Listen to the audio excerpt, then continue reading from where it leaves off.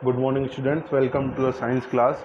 Students, कल की class में हमने इरोजन फोर्सेज और वेदरिंग फोर्सेज के बारे में पढ़ा था, जो कि एक्सटर्नल मोल्डिंग टाइप के फोर्सेज हैं, जिसमें हमने इरोजन फोर्सेज में विंड्स के बारे में पढ़ा था। फ्लो ऑफ विंड को हमने देखा था, मानसून को हमने देखा था और फ्लड के बारे में जाना था। आज की क्लास आगे बढ़ते हैं हम इरेगुलर विंड्स। देखिए, इरेगुलर विंड्स का क्या मतलब है। Many a time wind with irregular speed arise. कई बार क्या होता है, विंड की स्पीड ज़्यादा इरेगुलर हो जाती है, क्योंकि जो दो पॉइंट के बीच का प्रेशर है वो बहुत ज़्यादा डिफरेंट हो जाता है। उस चीज़ को क्या बोला जाता है, इरेगुलर विंड्स बोला जाता है। इसका एक एग्जाम्पल होता है साइक्लोन। देखिए अब साइक्लोन क्या होता है, इसमें किस तरह इफेक्ट होता है। The cyclone is a prime example of the variable winds. In the cyclone the wind do not move straight, it moves toward the central point in a circular path. ये line important है। देखो, इसमें straight में नहीं चलती wind, क्या होता है, एक सेंटर पॉइंट होता है कोई, उसके चारों तरफ विंड घूमती है। अब कल आपने देखा था विंड का फ्लो कहाँ होता है, high pressure to low pressure. जैसे ये कोई पॉइंट है हाई प्रेशर का और ये दूसरा पॉइंट हो गया लो प्रेशर का, तो इस पॉइंट से इस पॉइंट तक विंड जाती है। लेकिन साइक्लोन के केस में क्या होता है, एक सेंटर पॉइंट होता है, इसका प्रेशर कैसा हो जाता है, कम हो जाता है, और विंड चारों तरफ इसके सर्कुलर पाथ में मूव करती है, एक साइक्लिक पाथ जैसे होता है, इसलिए इसको क्या बोल दिया जाता है, साइक्लोन। और जो ये सेंटर इसका पॉइंट होता है, इसको हम कहते हैं आई ऑफ द साइक्लोन कहा जाता है इसको। Cyclonic winds arise due to the low air pressure at the center. The area of a cyclone ranges from 400 kilometre to 3000 kilometre.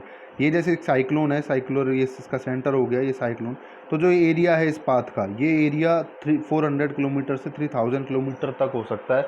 बहुत बड़ा एरिया है, पूरे शहर को चपेट में ले सकता है। The extension of cyclone and speed of the air is more in the temperate zone as compare to the tropical zone. अब अपनी जो अर्थ है वो कई जोन्स में बटी हुई है, तो जो साइक्लोन आने के एक्सटेंशन यानी विस्तार और स्पीड उनकी जो एयर की, वो टेम्परेट जोन में ज़्यादा होती है बजाय ट्रॉपिकल जोन के। अब आप देखिए कौन से टेम्परेट जोन होते हैं और कौन से ट्रॉपिकल जोन।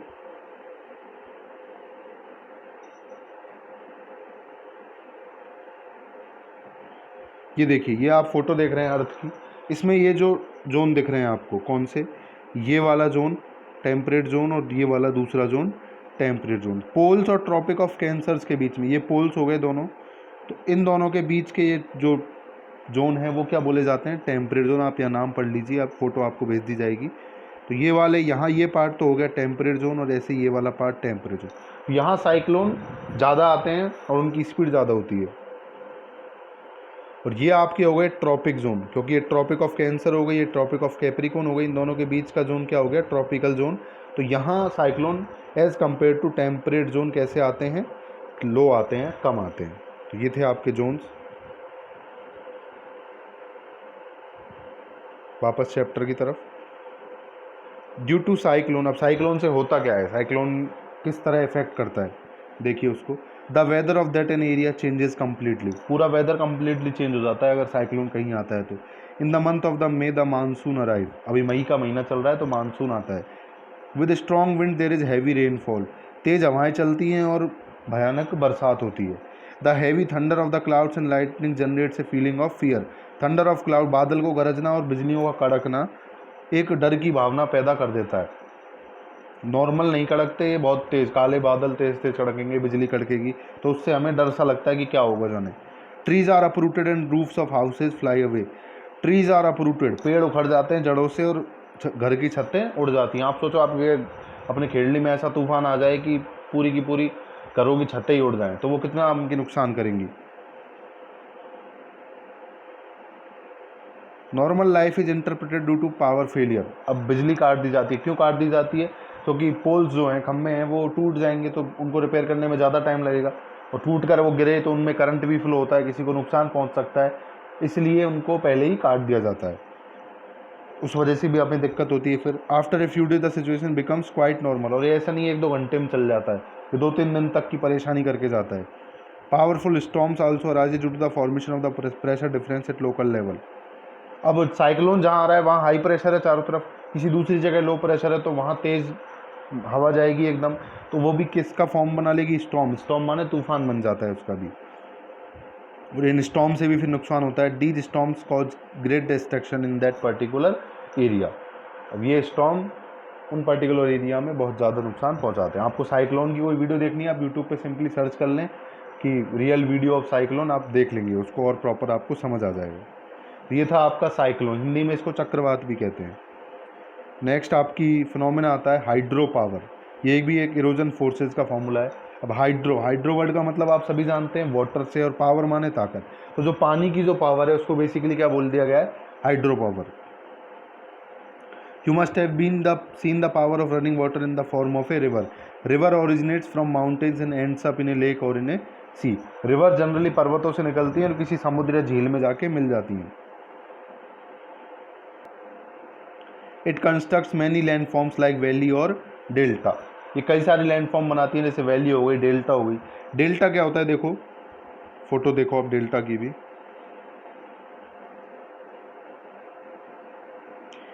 ये देखिए आप, यहाँ से जैसे नदी निकली है, रिवर को यहाँ से फ्लो हुई, ये ऐसे इस रास्ते से होते हुए चलती है, तो बीच में इसमें और एक्स्ट्रा पाथ बन जाते हैं। वो पाथ इस तरह देखो, ये पाथ बन गए और ये पाथ फिर फर्दर और डिवाइड हो जाते हैं, और ये आपका सी है, इसमें जाके ये रिवर मिलेगी। तो जब ये ऐसे आगे बढ़ती है रिवर, तो ये जो ब्राउन पार्ट आपको दिख रहा है, ये ऐसे अपने साथ रिवर अपने साथ मिट्टी, धूल के कण, पत्थर छोटे छोटे उनको लेके आती है। तो जो चीज़ जहाँ रुक जाती है, डिपॉजिट हो जाती है, जैसे ये वाले पार्ट यहाँ से आगे, ये वाला जो पार्ट है, ये मिट्टी, धूल के कण, छोटे छोटे कंकड़ यहाँ से आगे नहीं बढ़ पाते, तो ये इस फॉर्मेशन को क्या बोल दिया जाता है, डेल्टा। इस तरह रिवर डेल्टा फॉर्म करती है। ये देखिए ऊपर लिखा हुआ है direction of the flow, sediment deposit. Sediment मतलब नीचे बैठने वाला, डिपोजिट वो ये रहा, ये ब्राउन पार्ट जो आपको दिख रहा है। छोटी छोटी लेक बन जाती हैं ऐसे, झीलें। और डिस्ट्रीब्यूटरीज मतलब, डिस्ट्रीब्यूट का मतलब होता है वितरित हो जाना। तो जैसे ये एक सिंगल रिवर चल रही थी, आगे जाके डिस्ट्रीब्यूट हो गई और ये फाइनल किस में जाके मिल जाती है, सी। इस तरह रिवर्स से फॉर्मेशन होते हैं।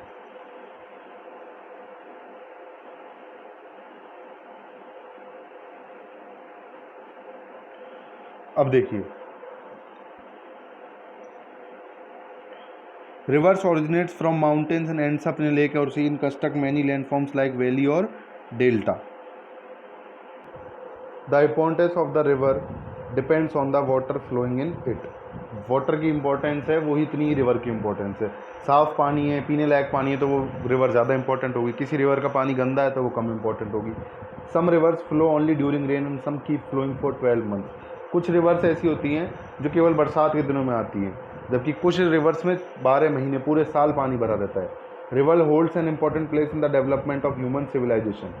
ह्यूमन्स का जो सिविलाइजेशन है, यानी ह्यूमंस की जो सभ्यता विकसित हुई हैं, वो सब रिवर्स के किनारों पर हुई हैं। रिवर उनमें इम्पोर्टेंट रोल प्ले करती हैं।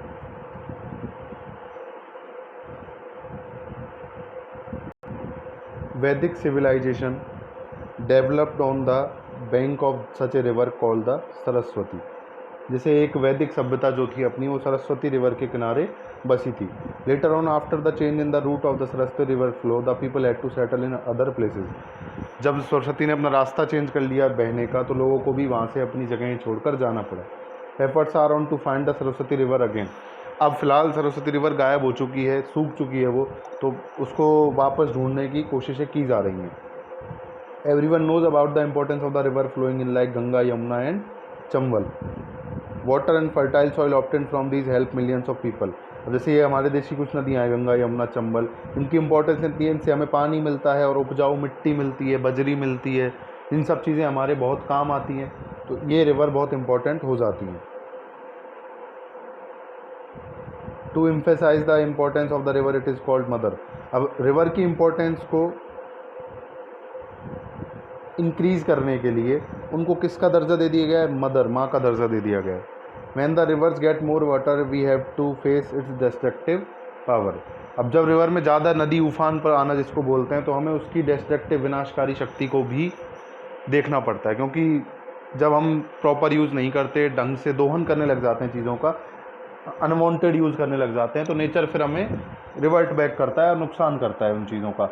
अब हमने पानी को यूज़ तो कर लिया, लेकिन उसके प्रॉपर ड्रेनेज के सिस्टम नहीं बनाए, सारे मैदान साफ़ कर दिए, उनके ऊपर घर बना लिए, जंगलों को काट दिया, तो पानी कहाँ जाएगा? पानी घरों में होके निकलेगा। जब नदियाँ, उनमें पानी ज़्यादा आ जाएगा तो रोड के ऊपर आ जाता है, ट्रेनों के ट्रैक पर आ जाता है। इस तरह वाटर नुकसान करता है। तो ये थी इनकी हाइड्रो पावर। नेक्स्ट है आपका glaciers. Glacier, there is no rain in cold areas. ठंडी जगहों पर बरसात नहीं होती है क्योंकि वहाँ पानी का भाप नहीं बनती, वेपर नहीं बनता, और वो वेपर ही जब बरसात के रूप में आते हैं, इस वजह से वहाँ बरसात नहीं होती है। Water freezes and rains in the form of snow flakes. इसके अलावा वहाँ क्या होता है, पानी है जो वो फ्रीज हो जाता है, जम जाता है, और स्नो फ्लेक्स बर्फ़ के टुकड़ों के रूप में गिरता है। This event is called as the snowfall. इनको बर्फबारी कहा जाता है। Conditions of the snowfall on high mountains like Himalayas और पोलर रीजन कंटिन्यूस। ऊंचे पर्वत जैसे हिमालय हो गए, पोलर रीजन हो गए अर्थ के, वहाँ ये स्नोफॉल लगातार होता रहता है। इस वजह से क्या होता है, thus a thick layer of snow और ice accumulates in these areas. अब उन जगहों पर लगातार बर्फ़ पड़ती है, वो बर्फ़ पिघलती है नहीं जल्दी, तो एक के ऊपर एक बर्फ़बारी रोजाना हो रही है, तो वो एक मोटी लेयर बन जाती है बर्फ़ की। Later due to gravitation force the entire layer of the ice starts moving downwards. अब ये बर्फ़ की लेयर तो बन गई, लेकिन अब ग्रेविटेशन फोर्स लगता है अर्थ का, तो ये पूरी की पूरी बर्फ़ की लेयर एक साथ खिसकने लगती है। And this moving layers of ice is called a glacier और ए स्नो रिवर।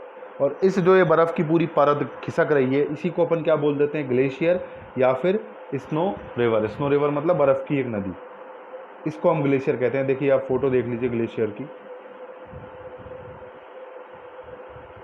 ये आपका एक ग्लेशियर है। इस तरह यहाँ से पहली परत ये रही बर्फ़ की, और ये इसकी टॉप मोस्ट परत हो गई। एक के ऊपर एक बर्फ़ के टुकड़े लगातार जमते गए और इतना क्या बन गया, बहुत बड़े होते हैं ये ग्लेशियर, छोटे मोटे ग्लेशियर नहीं होते। एक आध शहर को डुबा सकते हैं अगर ये पूरे पिघल जाएँ, तो इतने बड़े साइज़ के बन जाते हैं। ये काफ़ी टाइम तक स्नो के साथ जमती रहती है बर्फ़, स्नोफॉल के साथ साथ। Due to the slow speed of the snow river, its impact can not be seen immediately as seen in the case of river. अब इन ग्लेशियर की स्पीड स्लो होती है, रिवर तो बहुत तेज़ बहती हैं, तो रिवर का इफेक्ट तो हमें तुरंत दिख जाता है, लेकिन इन ग्लेशियर्स का इफेक्ट जल्दी से दिखता नहीं है।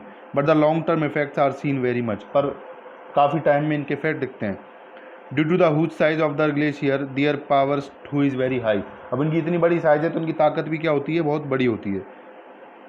देखिए कितनी पावर होती है इनमें। They grinds the rock that obstruct their path like flour. अब इन ये बढ़ रहे हैं आगे ग्रेविटेशन से, तो इनके रास्ते में कोई चट्टान भी आती है तो वो उनको ग्रिन्स पीस देते हैं लाइक फ्लोर, आटे की तरह। अब सोचो आप, बर्फ़ में इतनी पावर होती है। Ganga and Yamuna are the rivers which originate from the glaciers.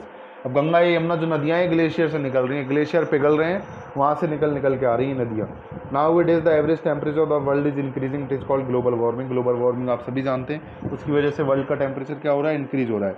और आइस का क्या फॉर्म प्रॉपर्टी है कि अगर टेम्परेचर इंक्रीज़ होगा तो वो क्या होगी, पिघलेगी।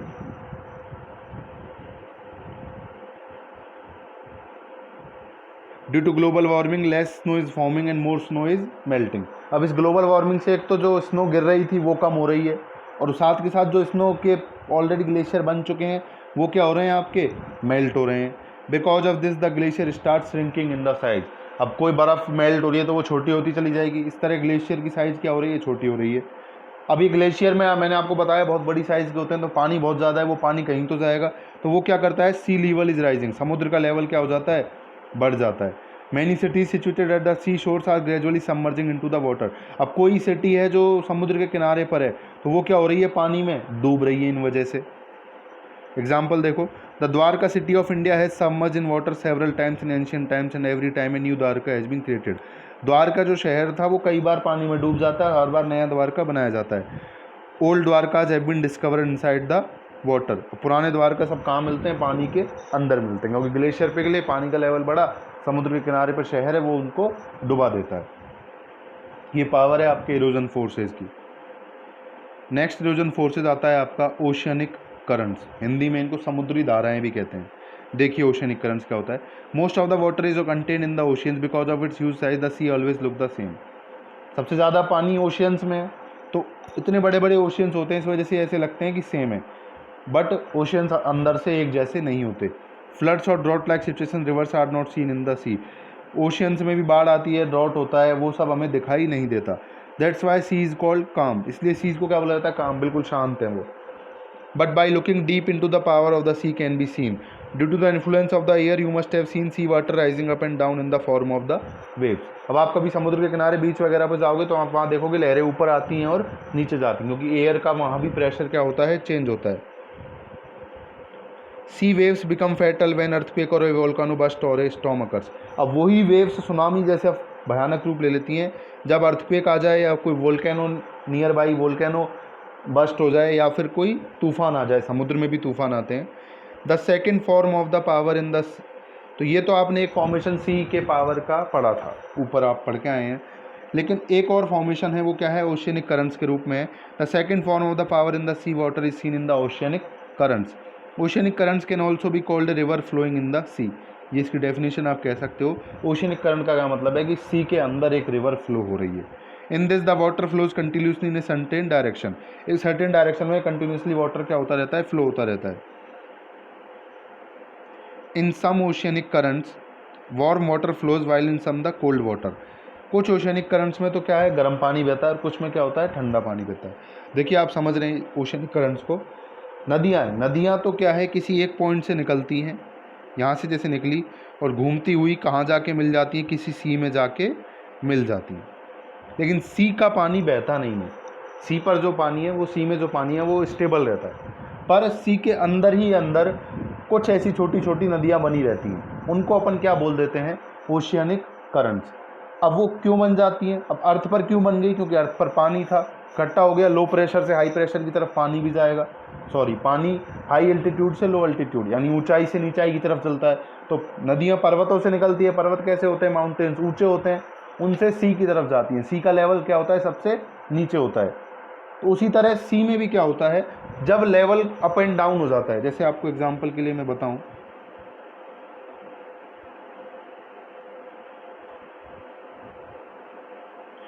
ये आपका एक सी है,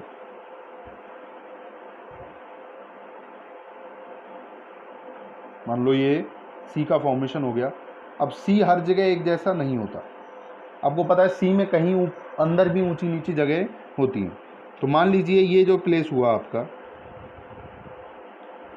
यहाँ एक प्लेस पर जो लैंड है, सी के नीचे जो ज़मीन होती है, उसमें ऊंचाई और नीचाई का गैप है। तो अब देखिए जब यहाँ से पानी होके जाएगा, सी का वाटर,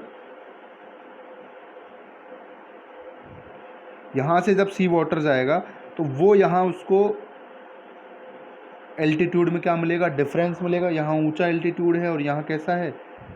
नीची नीची जगह है। इस वजह से यहाँ क्या बन जाएगी? एक रिवर टाइप बन जाएगी, जिसको हम क्या कह देंगे? ओशियनिक करंट कह देंगे। इस तरह सी का फॉर्मेशन, सी में ओशियनिक करंट्स का फॉर्मेशन होता है। नेक्स्ट देखिए, the reason for the flow of the oceanic current is not due to the slope but because of the difference in the inter temperature density. अब ओशियनिक करंट्स का जो reason है वो generally slope reason कम है, और क्या reason ज़्यादा है? Temperature density. टेम्परेचर का जो फ़र्क होता है उस वजह से ओशियनिक करंट ज़्यादा बनते हैं। These currents have a great effect on human life. ये ह्यूमन लाइफ पर ग्रेट इफेक्ट रखते हैं। The hot streams make the area hot and the cold streams make the area cold. जहाँ हॉट स्ट्रीम्स बनती हैं वहाँ एरिया कैसा हो जाता है? हॉट हो जाता है, जहाँ गर्म धाराएं बहती हैं। और जहाँ कोल्ड स्ट्रीम्स है वहाँ का एरिया कैसा हो जाता है? कोल्ड हो जाता है। Winds that pass through the hot stream takes away the lot of moisture with it. हवाएं जो कहाँ से निकलती हैं? हॉट स्ट्रीम के ऊपर से निकलती हैं, वो अपने साथ बहुत सारा मॉइस्चर ले जाती हैं। कैसे ले जाती है? देखिए, ये सी में एक जगह है जहाँ पर हॉट स्ट्रीम बनी हुई है। अब हॉट स्ट्रीम में गर्म पानी किस फॉर्म में हो जाएगा? इसका जो सरफेस वाटर है वो वेपर बन जाता है और ऊपर ऐसे इकट्ठा हो जाता है। अब यहाँ से एयर चल रही है, ये एयर जब यहाँ से फ्लो होती हुई जाएगी तो इन वेपर्स को अपने साथ ले जाएगी। ये वेपर्स यहाँ से तो चले गए और क्या हो जाएगा? कहीं दूसरी जगह जाकर ये वेपर ठंडे हो जाएंगे और किस फॉर्म में आ जाएंगे? मॉइस्चर के फॉर्म में आ जाएंगे और यहाँ नमी बढ़ जाएगी। इस तरह ये चेंजेस होते हैं। विच इज़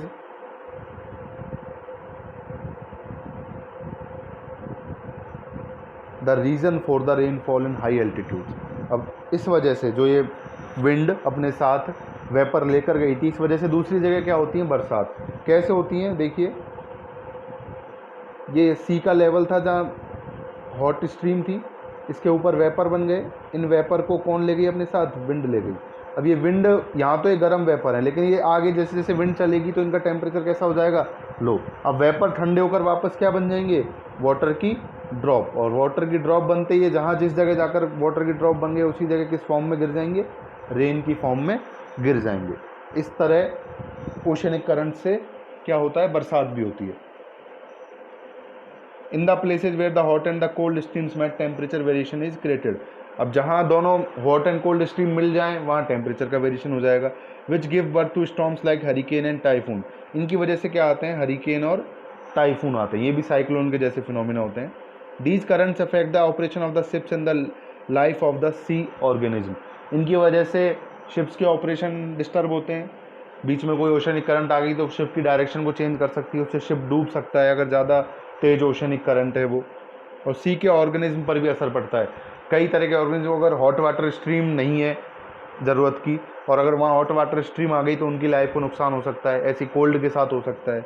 इस तरह ओशनिक करंट्स बनती हैं ओशियन में और उनका ये आपने इफेक्ट देखा।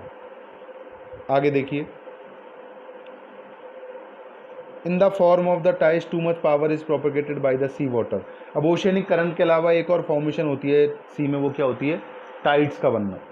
Tide is formed when the sun and the moon are in the straight line. If this happens the gravitational force on the sea water increases due to its stress, tides are generated. जब sun और moon एक line में आ जाते हैं तो उनकी वजह से टाइड्स बनते हैं। देखिए आप कैसे बनते हैं, समझिए।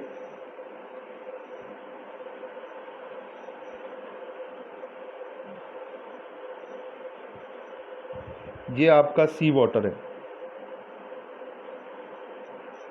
और ये आपका हो गया सन और मून। अब आपको पता है जैसे आपकी अर्थ का ग्रेविटेशन है ऐसे ही सन का भी ग्रेविटेशन है और मून का, क्योंकि वो भी दो सेलेस्टियल बॉडीज़ हैं। इनका ग्रेविटेशन किस पर अब ग्रेविटेशन का मतलब क्या है, आप अर्थ से ऊपर जा रहे हैं तो अर्थ आपको अपनी तरफ खींच रही है। ऐसे ही आप सन की तरफ जाएंगे तो सन आपको अपनी तरफ खींचेगा, मून की तरफ जाएंगे तो मून आपको अपनी तरफ खींचेगा। इस चीज़ को क्या बोला जाता है, इनका ग्रेविटेशन। तो अब सन और मून का ग्रेविटेशन इस सी वाटर पर लगता है और ये वाटर कहाँ जाने लगेगा, ऊपर जाने लगेगा।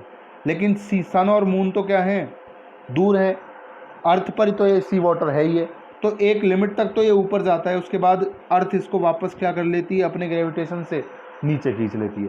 तो एक बार तो ये ऊपर जाता है और दोबारा फिर क्या आ जाता है, नीचे, फिर सन एंड मून से ऊपर। तो इस तरह क्या बनते हैं, टाइड्स बनते हैं।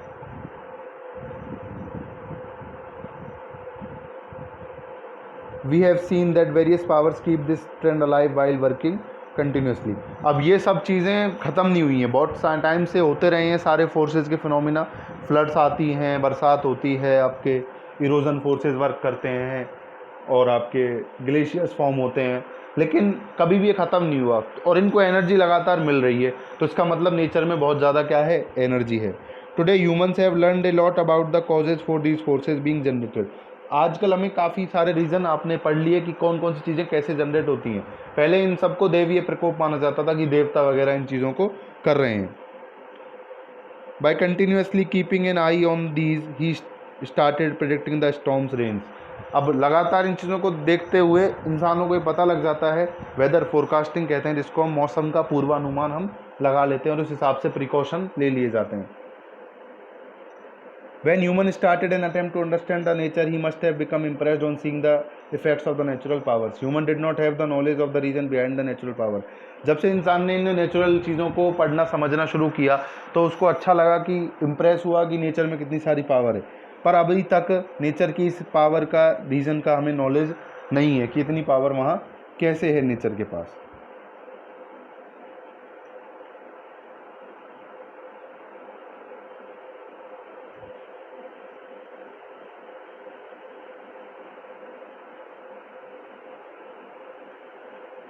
You know that science is all about finding solution and answer of the questions. Initially, human did not have the means to do research or to find solution of the questions. Thus, the imagination power were used to find solution of the question.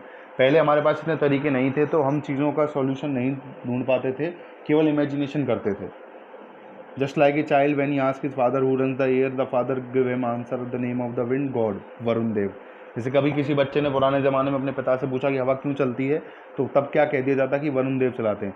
इसी तरह other parts of the world other gods and Demons were created.